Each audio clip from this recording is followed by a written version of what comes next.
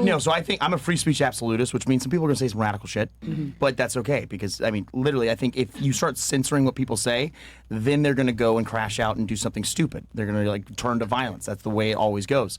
And so I'm a free speech absolutist. I think people should be able to say whatever you want. And that means you're going to get mad at a lot of people. Now, I think you should have freedom of speech, but I don't think there should be speech without consequences. Right. I mean, obviously, if someone says things that I think are abhorrent or just ridiculous, I'm never going to hire them. I don't want to be around them. You know, I'm just not going to like the person. I'll happily debate them, all that stuff. But, you know, I think that people should be allowed legally to say whatever they want to say. I think that is a necessity. Now, obviously, if you're doing things that are going to, like, trying to, like, scream fire in a crowd of buildings. Yeah, inciting violence, of course. Right, Yeah. that kind of that's kind of ridiculous. But I mean, when it comes to like talking about your ideas, what you personally believe, if they try and take that away from you, they're stealing your agency, and that is tyrannical and that's evil. It's everywhere. What did you say about the Epstein files that got you censored? I just said that.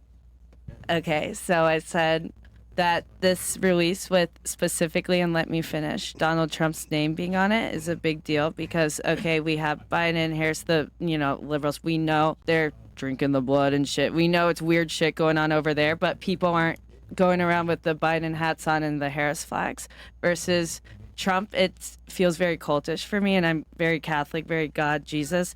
I don't disagree with him completely, but the Trump supporters, the diehard MAGA, I know that's difficult for people. 5 years, you tie your identity to a political ideology. Having to admit I'm wrong that's fucking difficult for people, you know, 100%. So I just said that on TikTok. You know, no one's coming to save you here. We've been promised, oh yeah, this guy's really good because he's not a politician, whatever. And you know, shit's coming through. Not a whole lot of people you can trust. So that's all I said. I was just like, I said, don't buy what they're selling you. And TikTok took it down for authenticity and integrity. So I'll tell you, inside the government, you know, there's the elected people, and then there's bureaucrats. Now, the bureaucrats essentially have the largest union in the world. So it's basically, like, if you start firing one of us, we'll all quit, and then the government would come to a screeching halt, which I think is a very positive thing. But so, anyways, a lot of people call that the deep state or permanent Washington, people that can't be fired. And so, what you're seeing happen right now with these people, you saw, I mean, probably over the last few days, you saw a bunch of these emails that didn't implicate Trump in necessarily anything. And you know, obviously, I think if they had the Epstein files while Biden was in and he was running for re-election, they would have released that very quickly just to try and damage him.